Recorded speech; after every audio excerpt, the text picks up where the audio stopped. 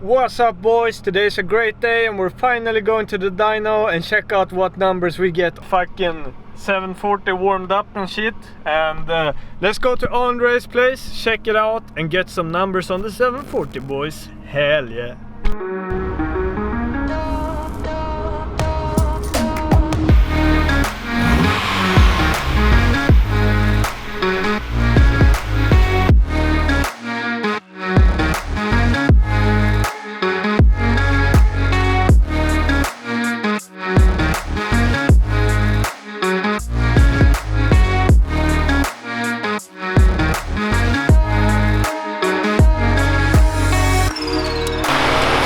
Started checking out the map up to 3000 RPM.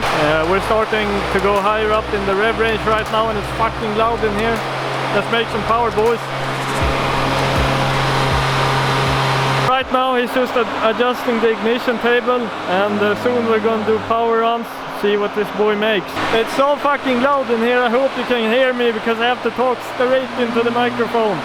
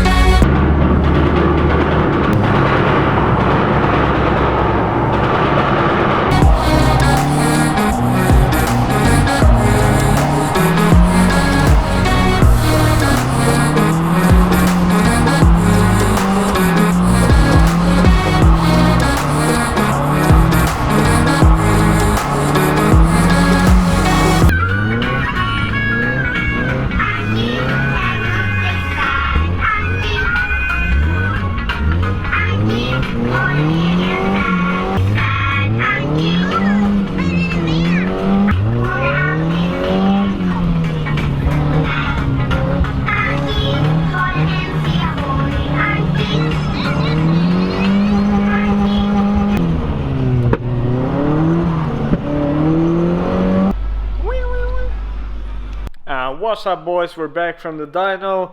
This is actually quite a while since we dynoed the car. It's about a week, so I've been testing it out, driving it around, checking out how it feels. I don't know if it said in the last clip what horsepower and newton meters of torque we got to on the hubs, but if I didn't, let me tell you, we got 73 horsepower on the wheels or on the hubs and we got 129 newton meters. And here's why I'm not really mad about that. So I recently got the dyno graph in the email.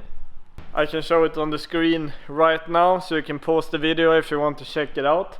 But I have also made out the graph right here on my whiteboard, so I can actually tell you why I'm not really mad about me getting 73 wheel horsepower, because this, I don't know really what you were right for horsepower on the hubs, so I'll just refer to this as wheel horsepower.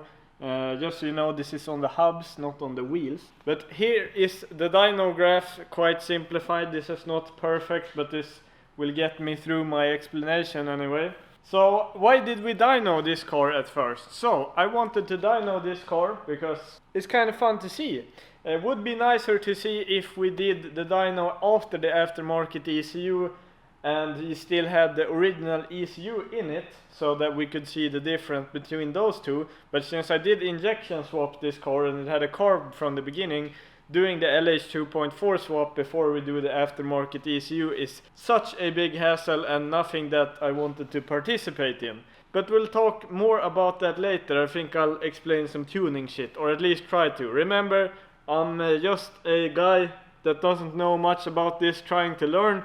So if you see anything that I'm saying that is wrong, please point it out in the comments. I know you keyboard warriors are ready to get at me. But this is the curve. So one of the reasons that I wanted to go to the dyno, as I said, is yeah, we put an aftermarket ECU in this thing. And why do you put aftermarket ECUs? Well, let me tell you in on a little secret, boys, if I can get some focus. Holy shit, this is so bad. Yeah, well, let my unfocused ass let you in on a little secret, boys. We're gonna tune this thing. So we have some mods to do to the engine, and really I wanted to see what kind of numbers it put out before we actually do anything, so we can see a before and after picture and decide if it was actually worth it. And also, so I wanted those numbers right here, the maximum horsepower and maximum Newton meters. And I think that is what people were looking most forward to see. But for me there's a different kind of story. What I actually wanted to look at is the curve of the Newton meters and the horsepower to check out really on this car what the cam does. So this has the stock M cam which has 9.95 of lift, and I don't even know the duration. We start out really low in the horsepower range from 2000 RPM. Here we have the RPMs, here we have the wheel torque, and here we have the wheel horsepower. Let me remind you though that these lines are not exact. These ones where I actually have written out what the horsepower is pretty exact compared to the picture that I got from the dyno graph. So we start out at 2000 RPMs. We made 73 wheel horsepower, peak at 4000 RPMs. So from 2000 up to almost 3.5, we don't have any power at all. Check this out. I would guess this is at like 3, maybe 3. Oh my god, I need to set manual focus. Let's say up about 3.5k, maybe 3.2k RPM. We have no power. At maybe 3.3 or something, we gain up to 50 horsepower, which is fucking, yeah, if the fucking floorboards rot out, I could probably swing this car faster down the road with my legs myself, which is not very nice. But then, whoop, boom, 4000 RPM, we get up to 73 horsepower. Real nice. Almost ready for a Swedish Drift Championship, I feel like. So yeah, we have good power, 73 horsepower. Hell yeah, boys. We are fucking cooking in the snow. Up to about 5000 horsepower, which is the second peak right here after this little slope. 1000 RPM area, we have about 73 horsepower, let's say. And after 5000 RPM, to 6000 RPM, it dies down really fucking fast, boys. So actually at, let me check the graph again. Yeah, at 6000 RPM we are on about 50 wheel horsepower again, and after that it just sloped down very hard. So we actually set the rev limiter on this car to 6000 RPM, because at 6k we have about 50 horsepower, and at like say 6.5 we are even lower than 50 horsepower. So of course my car could rev out more, but since we're not even making any more power, I didn't feel like doing that. The thing you can gain about revving out your car more is that it gets a bit nicer to slide in the slow, because you get a bit longer gears. Now I don't really suffer from that issue in my Volvo, and I don't want to rev out the engine and maybe tear on some components if I'm not even making any fucking power. And now that you guys have seen this, you will realize how shit this cam is. Because this cam is only making semi-good power in about a 1500 RPM range on the scale here.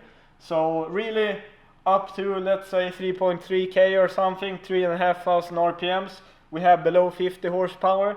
And after maybe 5.76 we have below 50 horsepower again. So we only really have, for the heck of it, let's say 2000 RPM with over 50 horsepower in the car. Is not very nice. And then if we take a look at the torque curve, the maximum amount of torque we made is 129 Newton meters. So at about 4000 RPM we have maximum wheel torque. So you can see here we're making good torque on the low RPMs, which is nice when you want to go out slow slide. Maybe you want to put in the third gear. Who am I joking? This car doesn't do third even in the snow. But if you in theory would want to do that, and you get in those low RPMs, you have good power to keep you going. The torque is kind of how much grunt the engine has, you know, how much muscle it have. The horsepower is a little more about speed. Maybe not, that is just my redneck explanation. But if you can check out the curve here, we have good torque right here, while we have like no horsepower, up to 4000 RPM. And when we hit that 4000 RPM mark, when we're at 129 Newton meters, it takes a big dive right down into the gutter. This mark that I made out about 80 Newton meters, right at, let's say 5.6k RPM, we have 80 Newton meters. So from 4 to 5.6, we have actually lost about 50 Newton meters.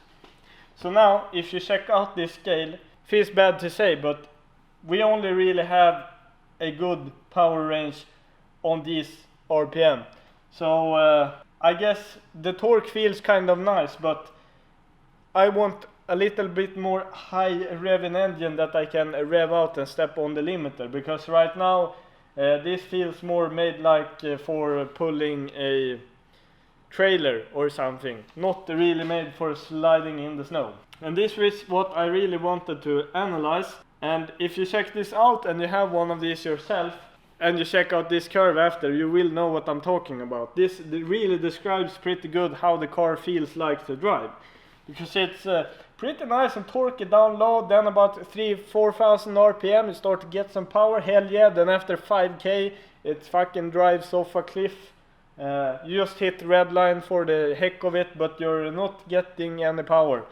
So we of course want to change this. I just felt that it would be nice to have one of these curves so I can check out what the engine is feeling like stock and how it will feel after the mods.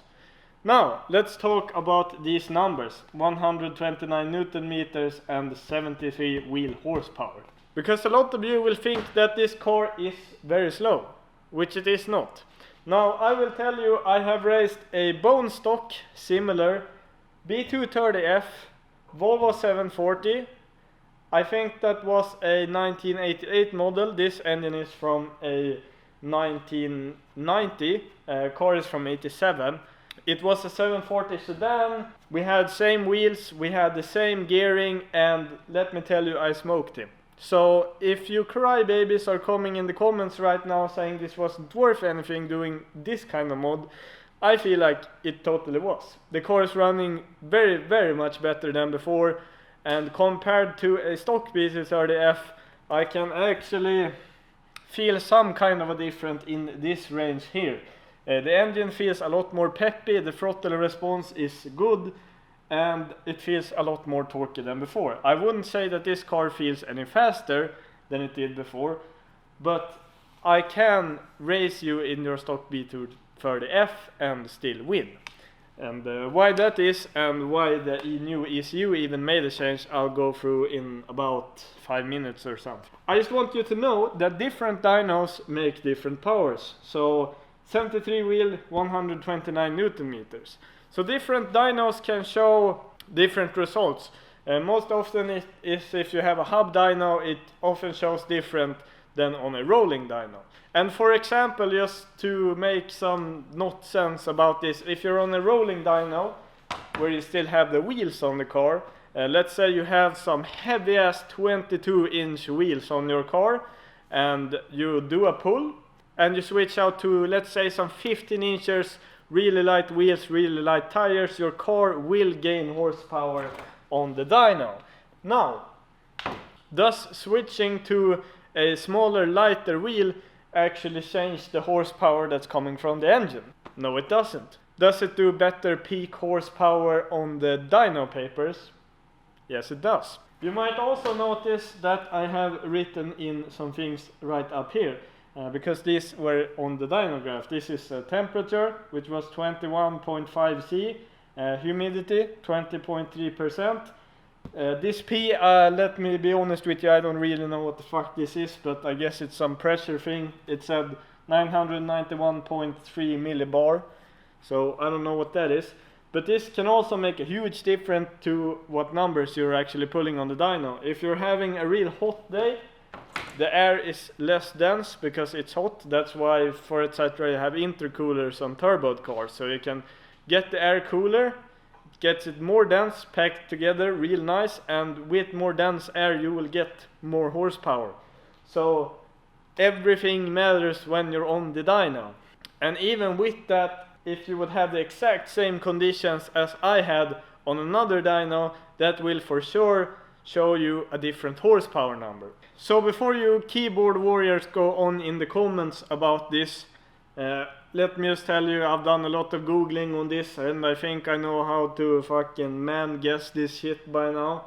But before you guys goes on in the comments about me and my car not making much horsepower, that is kind of my semi-good explanation on why that is. So why would you really go to a dyno if these numbers don't really matter too much? Because let me be honest with you, they don't. The thing that is nice about these numbers is that they are a measurement. But measurements on how fast a car is, you can't just bottle down to these numbers. Because right now I have 3.54 final gearing in my rear axle. If I did change that to 4.10, let's say, my car would be faster from a 0 to 100 kilometers an hour pull. Now, these numbers wouldn't be different because you recalibrate the dyno to be the same, you know. I don't know, it's kind of how it works. But my car would feel faster in the real world. So that's why, let's say, if you have a say old Volvo or E30 that you swap it like an M50 engine from an E36, it feels so freaking fast because the gearing is so, I don't know if it's high or low, but it revs really high like on all of the gears, so you can't go as fast. But since you have so short gears, the cars are a freaking blast to drive and feels really nice. But really on paper you only have 150 horsepower. Now that doesn't sound like a lot of fun, and maybe it isn't in an E36 320, but in a swapped car which has a retarded high gearing, so the car feels much better. So you have so many variables. Even like if I were to street race another Volvo, if we have different gearings, one might have the same horsepower but lose because of that. If we do different tires, different tire pressures, different tire compounds, if we actually have problems with spinning the tires, you would see different results. So by that, this is just a number, but this is a nice measurement as well. Which is extra nice is if you do this like I have intended to do, with going to the dyno, checking out what your car makes, and then doing some tuning to the car, adding some new parts, and going to check on the same dyno again. You can actually see how these numbers change and what kind of a percentage gain you have made. If I were to go to a different dyno which shows a bit different, these two numbers wouldn't really matter too much on that dyno, because as a percentage gain, since that other dyno may show something a bit different than this, it's kind of weird. I could still see these lines and how the engine performs in this way, but these numbers wouldn't matter too much by then. That's why I went to the dyno, and real quick before I erase this all out to show you some tuning stuff that I want to go through, I just want to paint a little picture here.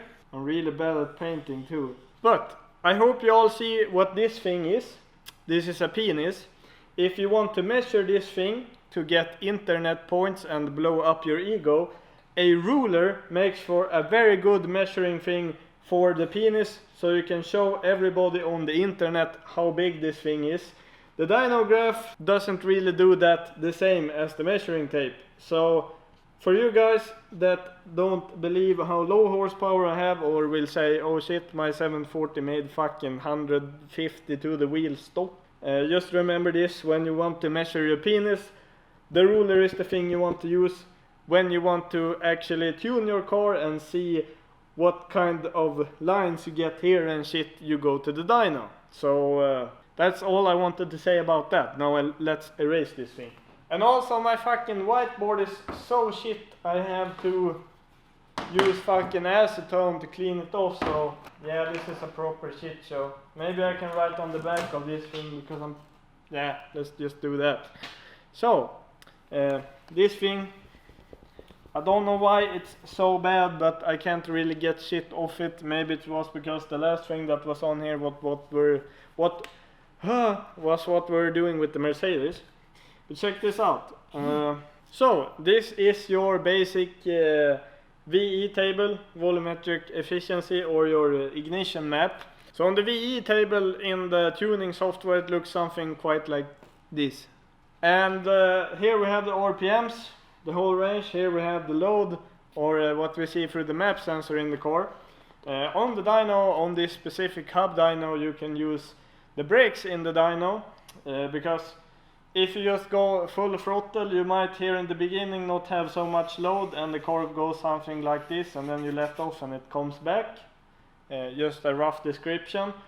But when you go to tune the car, you want to tune everything, so maybe max load at pretty much no RPM at all, max load here, and medium load here, and not a lot of load and no load at all, you know. You want to make sure the fuel is good everywhere.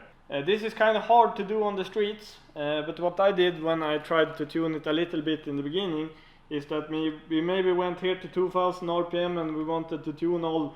There's a lot more squares than this resolution is not that good.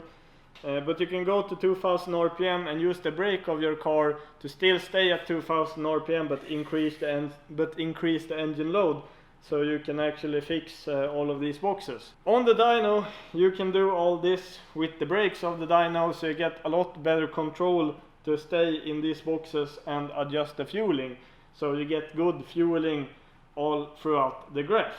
Same with the spark. Now in an engine you have a freaking piston right here, you know, and you have a cylinder here, maybe a little bit rod here, and a crankshaft, you know. Cylinder goes up and down like this. So the cylinder always goes up and down like this, and ignition you kind of have to tune, because the thing is that fuel can't burn faster than it already does. It kind of burns at the same rate all the time because it can't burn faster. That's just physics or some shit, I don't know. The thing is then, when the piston goes higher RPMs up and down like this, maybe you're fucking redlining it, you know, goes really fast. The fuel has less time to burn, so it cannot make a very big bang up in here, you know, fucking bang. You want a really big, nice bang right here, so it can force the piston down again really fast, so you get 73 horsepower. The thing is though that you want it to burn for as long as possible, I guess. I don't really know.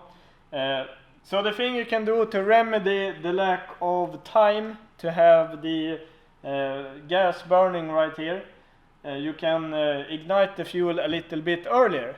And the thing about that is, if you ignite the fuel too fast and it makes a bang while the piston is still coming up, you know, it may try and force it down again, and that's when you have the freaking engine knock. Then you get this kind of sound in your engine, and shit fucking breaks, you know. That's why I don't dare to touch ignition. But the further we can back the ignition, so we have it firing earlier and the fuel has more time to burn and make a nice bang, you will get a lot more force pushing the piston down again. So we want a really aggressive ignition so that the fuel has more time to burn throughout the RPMs than it had before, because if it has more time to burn, we get a big bang and more fucking slap into the piston. And if we have the correct fueling here too, we get a bit nicer burn, you know, so we also get that same effect. More bang for your buck, more fucking horsepowers on the dyno. And if we do too much ignition, we take this engine and send it to the scrapyard, you know. And if we do a bit lean fuel, we take the engine, send it to the scrapyard, you know. If we do too rich engine, we might do that also. It's a little bit more safer, you know, but it's just too much fuel and you won't gain the amount of power that you would otherwise. You just want the exact amount of the right fuel right here, so we can make the best bang as possible at all types of RPM and engine load. Same thing with the spark. So on the dyno you have so good control, and doing all of this adjustment to the fueling in different RPMs and engine load, You can also do the spark if you know what you're doing. I don't know what I'm doing, so I don't fuck with the spark, let me tell you that. But Andre is a really nice guy, so he knows how to do it, which is nice.